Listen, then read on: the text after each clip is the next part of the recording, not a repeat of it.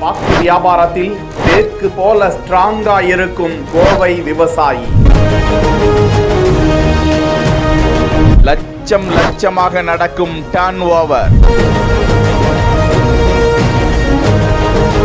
கோவை மாவட்டம் பேரூர் அடுத்த கீழ்ச்சித்திரைக்குடி சாவடி கிராமத்தை சேர்ந்த நடராஜன் சுமார் 32 வருடங்களுக்கு முன்பு நெல்லும் கரும்பும் தான் விளையும் என்று சொல்லப்பட்ட அவரது நிலத்தில் அவை போதிய வருமானம் ஈட்டி தராததால் நாட்டுப்பாக்கு கன்றுகளை வாங்கி வந்து 8க்கு 8 அடி என்ற வீதத்தில் சுமார் ஏக்கருக்கு 680 கன்றுகள் என்ற வீதத்தில் நட்டு வைக்க அவற்றிற்கு மாட்டு சாணம், ஆட்டுப்புழுக்கை போன்ற இயற்கை உரங்களை மட்டுமே கொடுத்து 3 நாட்களுக்கு ஒரு முறை தெளிப்பு முறை தண்ணீரையுமே கொடுத்து பெரிய பராமரிப்பு செலவு இல்லாமல் அந்த பாக்கு மரத்தை வளர்க்கலாம் என்றும், முக்கியமாக ஆரம்ப காலகட்டத்தில் கடுமையான வெயிலை பாக்கு மரங்கள் தாங்காது என்பதால் வாழை மரத்தை நிழலுக்கு நட்டு வைப்பது அவசியம் என்றும், இப்படியாக 7 வருட பராமரிப்புக்கு பிறகு பெரிய மரமாகி ஒவ்வொரு மரமும் கிலோ 8 to 10 கிலோ வரை நல்ல விளைச்சல் தர தொடங்கி மாதம் சுமார் 2.5 லட்சம் ரூபாய் லாபம் ஈட்ட முடிகிறது. அவரது தோட்டத்தில் இருந்து மட்டும் 5000 கிலோ அவற்றை சந்தைப்படுத்துவது மிகவும்